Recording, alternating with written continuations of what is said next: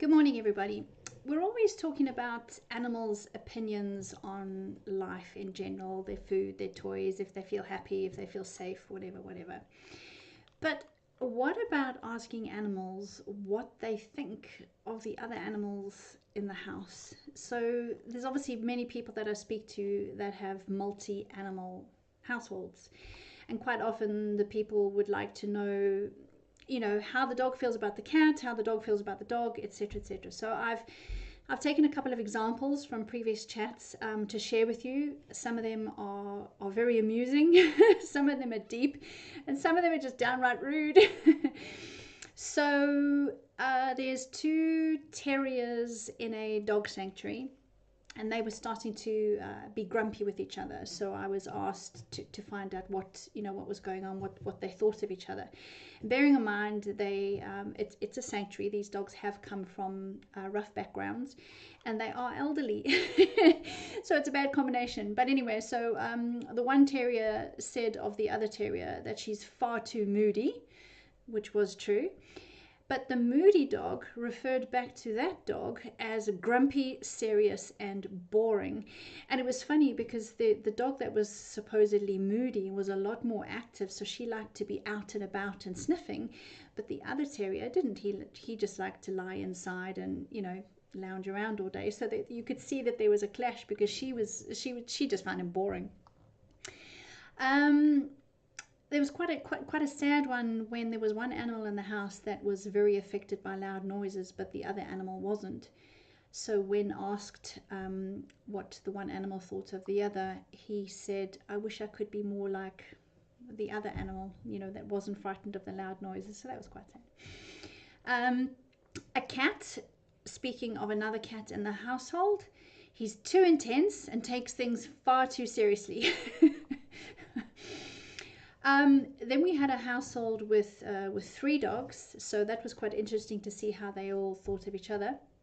And I've called them, because I don't want to obviously use their names for privacy purposes, so I've called them Dog A, Dog B, and Dog C. But I have no doubt if the guardian is watching this, she will know exactly what we're talking about. So Dog A said of Dog B, "Sometimes his energy is overwhelming. His front end doesn't know what his back end is doing." Of Dog C, she said, or he said, "She's a gentle soul, but it can often be hidden behind her desire to protect herself."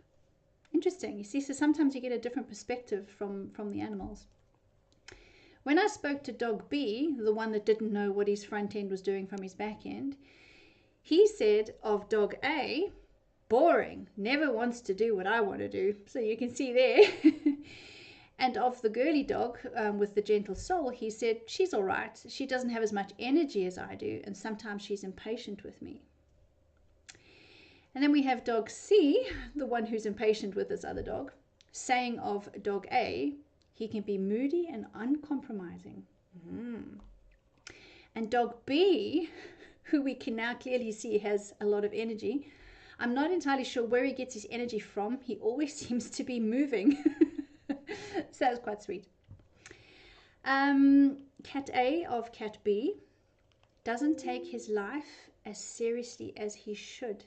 And there was a long story behind this one, actually, because even though they were of similar ages, the one cat had a much more mature energy and the other cat didn't. And the one cat with a much more mature energy was very concerned that this other cat needed to grow up, that he needed to take things more seriously. But a bit like speaking to a teenager, it's like, yeah, whatever, I'll do it eventually when I'm in the mood. Another Cat A of Cat B, he's far too big for his boots, which is quite funny. And then I have my best friend's animals. So they've popped up a lot in my stories because I used them as case studies when I first, before I went professional. And there's two Jack Russells, a Labrador, and a cat. Now, if you've watched the video, or I think I did a post a while back of the cat that didn't like the smell of the dog farts, that was actually my best friend's cat. So she comes up quite often because she's a real character. She's like talking to a businesswoman. So she's quite you know, short and to the point, and when you're finished talking, she just disconnects and she's gone. So she's a right character.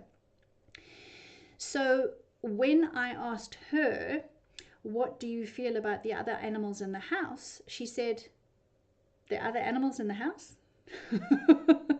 But then there was this kind of like playful, well, it wasn't playfulness because she's not quite like that, but it was a bit like, yeah, like as if I would even pay them any attention. So that was quite funny. And then when I spoke to the dogs, so one of the Jack Russells, the cat, obviously you understand now, has a little bit of attitude.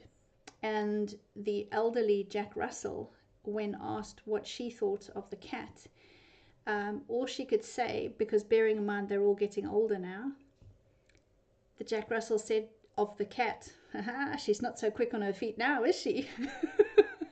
Because the cat's slowing down, because the cat's getting older. So I guess when they were a lot younger, there was a lot of sort of running around and chasing, and I guess the cat is slowing down a bit now. But it was just funny. It's like, she's not so quick on your feet now, are you? She spoke of the other Jack Russell as, that girl will never learn. And I said, in what way? What will she never learn? And her answer was to stand up for herself. It's interesting because this particular Jack Russell was very confident. She was sort of, you know, the leader of the dogs, if you like. But the other Jack Russell was very submissive. So this was quite an interesting perspective. When I asked this elderly Jack Russell what she thought of the Labrador, I literally got a picture of an eye roll and then a humph. Disapproving, a very, very disapproving feeling, like she was dealing with a naughty child. So she didn't actually tell me anything. I just got attitude. I just got like, this kind of attitude, which is really funny. So then I spoke to the other Jack Russell, the submissive Jack Russell, and I asked her what she thought of the elderly Jack Russell. And she said, she's still doing that leadership thing. That leadership thing. It was just so funny. And there was an acknowledgement that that elderly Jack Russell was the leader, but it was more of a acknowledgement with bemusement, more than a proper acknowledgement, if you know what I mean. So that was also interesting. So I was like, okay, so she acts like she's submissive, but actually she might not be. She might be acting like that way for a reason, just to let the other dog get away with it. You know, it was an interesting dynamic. When I asked her what she thought of the Labrador, she said, that dog is a loon. She's floppy, goofy, and generally a loon. Which is spot on, actually, because that's pretty much what the Labrador is like. When asked what she thought of the cat, she just said she's doing what she needs to do. It's interesting because this young Jack Russell, who the older one said needed to stand up for herself, she was quite a deep dog, and there were a lot of really quite profound messages that came from her. So we think that there's a much kind of deeper story going on in the background there. So yeah, so they were just a couple of examples, and it's always interesting. You know, we have our opinions of how our animals get on, which we're picking up from their behavior and the way they play together, the way they share food, toys, or how they act when they're out on walks or whatever. But to actually ask the animals themselves what they think of each other, sometimes we've got it, and other times it's just completely different, or it's much deeper than we expected. So yeah, so if you have multiple animals in your household, then give me a shout, because we can bring that in as part of the reading, as part of the general reading. We can ask each of them how they feel about the other. And it's it's all interesting. It helps us to learn more about our animals, doesn't it? So enjoy the rest of your day, and I will see you in the next video. Bye for now.